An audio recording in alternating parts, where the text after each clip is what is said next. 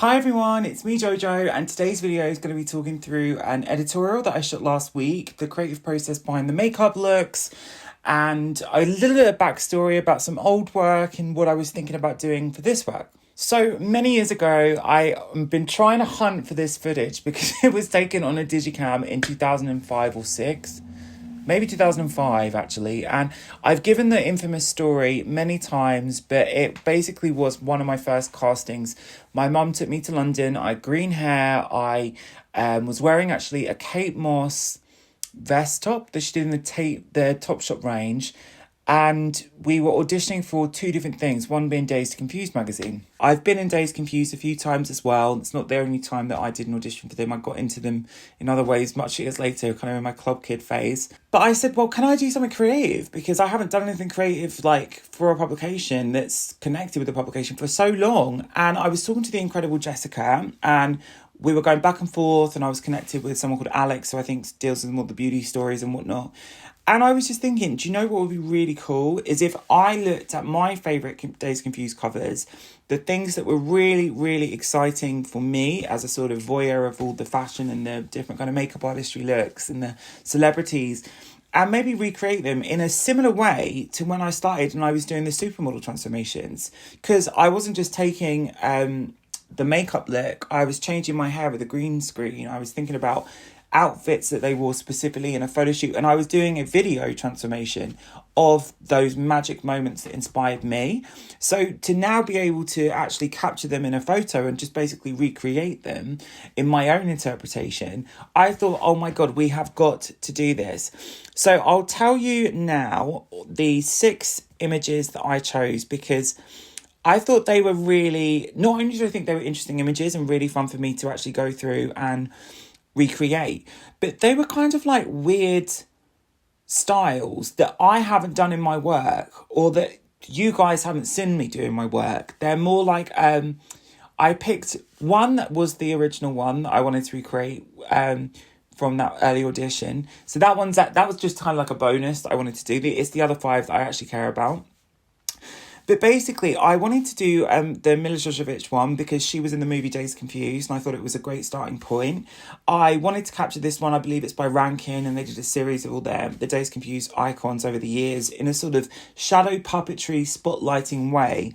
And because I've lost all this weight, honey, and I'm showing off we're showing off the girls. I wanted to just do one that would kind of give me a little bit of that same vibe. But then when I did it, I started to look like Linda Evangelista, which I often do in front of a camera.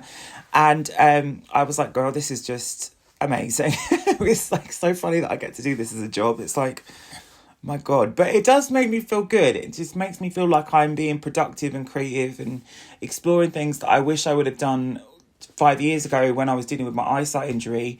But now we can, so we can do that one. So I recreated it. It was quite simple to shoot. I used loads, and I'll talk you through the setup with the cameras because I think that's something that I never mentioned on this, but I self-shoot everything.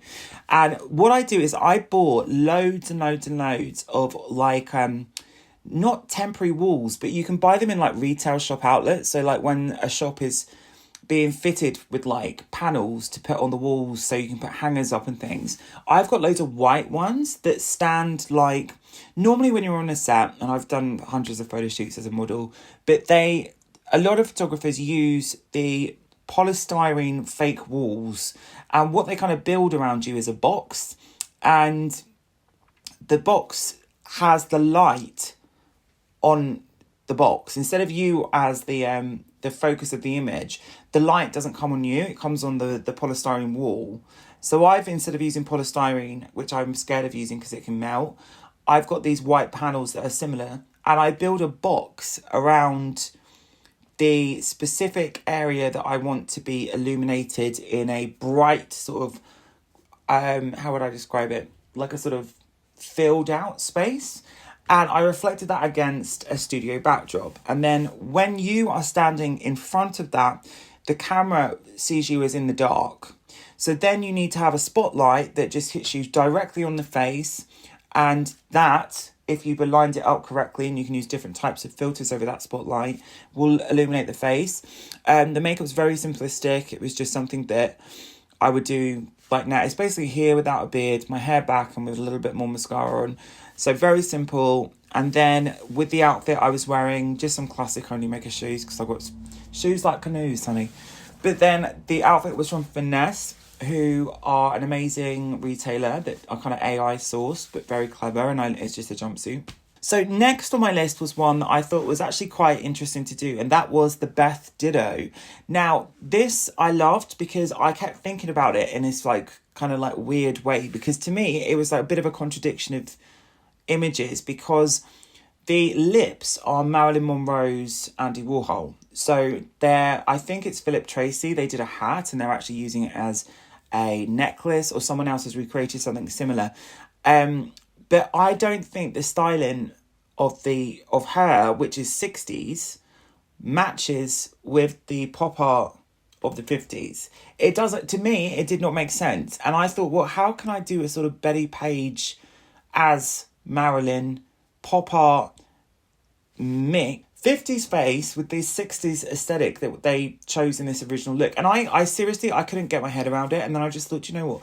Paint on the traditional Twiggy looks. It's one that I used to do all the time, and kind of mix it in that way. So instead of having that line, which I don't like the shape of, even though it does match the width of the lips, I took it to the next level, printed off all these Marilyn lips, used a sort of more rounded shape that was longer and framed the face. So I kind of look like that sort of Betty Boop cartoon proportion, very overshiny. And then just mix it in that way. So it kind of looks like someone from the 60s is trying to be kind of cartoon-like and then tributing the era from where they just came from.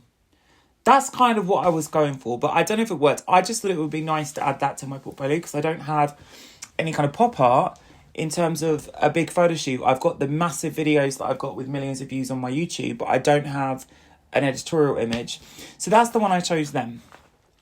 So next, I really, really, really enjoyed this image of Björk. And this, I believe, is by Pat McGrath. And I'm not going to criticise anything the Dames does because she is iconic. However, I thought when I was looking at the shape of the fringe going into the... So I don't know if she's pulling hair around or it's a hat that's made of fur. I actually used a goat fur.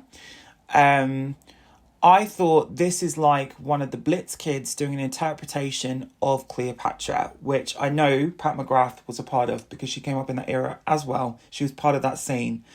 So I thought instead of doing it in a painterly style, which I don't think reads very well on me because I have such big space between my brows and my lash line, I didn't want to basically...